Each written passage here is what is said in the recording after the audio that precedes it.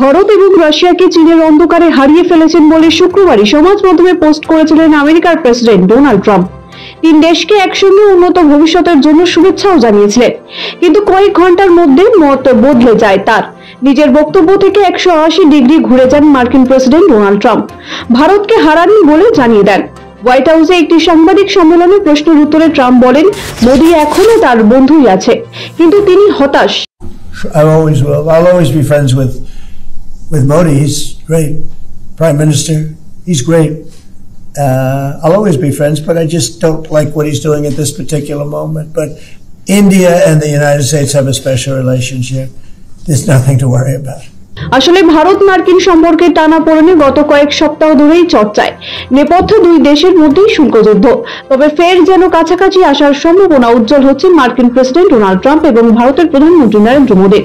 আসলে পাহাড়ের আবহাওয়া পরিবর্তনের মতো মত বদল হয় ট্রাম্পের। তাই এটা মনে হওয়া খুব স্বাভাবিক যে তার এই আপাত খামখেয়ালিপনা আসলে এক ধরনের দাপট আধিপত্যবাদী মনোভাব। তিনি যখন যা বলবেন সেটাই সেই সময়ের জন্য সত্য। নিজের সম্পর্কে এমন ধারণা নির্মাণ করেছেন তিনি। তবে এখানেই থেমে নেই বিষয়টি। ট্রাম্পের বক্তব্যে সাড়া দিয়ে ভারতের প্রধানমন্ত্রী মোদিও জানান, ট্রাম্পের আবেগের সঙ্গে সহমত পোষণ করেছেন তিনিও। প্রধানমন্ত্রী এক্স হ্যান্ডেলে লিখেছেন, ভারত এবং আমেরিকার মধ্যে এক অত্যন্ত ইতিবাচক এবং ভবিষ্যৎমুখী বিস্তৃত এবং বৈশ্বিক কৌশলগত অংশীদারিত্ব রয়েছে।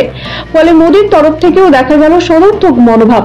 এরপরই বিদেশমন্ত্রী এস জয়শঙ্কর প্রধানমন্ত্রীর বার্তা আরো জোরদার করে বলেন, মোদি আমেরিকার সঙ্গে সম্পর্ককে অত্যন্ত গুরুত্ব দেন। তার সঙ্গে ট্রাম্পের ব্যক্তিগত সমীকরণ সবসময় খুব ভালো, যদিও এর বাইরে আর কিছুই বলতে চাননি তিনি। তবে বিদেশমন্ত্রীর কথায় শুল্ক নীতিতে বদলের ইঙ্গিত। কিন্তু প্রধানমন্ত্রীর বক্তব্যের পরেই জয়শঙ্করের এই বক্তব্য অত্যন্ত তাৎপর্যপূর্ণ। প্রশ্ন উঠছে, তাহলে কি শুল্ক যুদ্ধকে অতীত করে বরফ গলবে দুই দেশের কূটনৈতিক সম্পর্কের? আপাতত এই নিয়েই চর্চা চলছে। ব্যুরো রিপোর্ট, সময়, কলকাতা।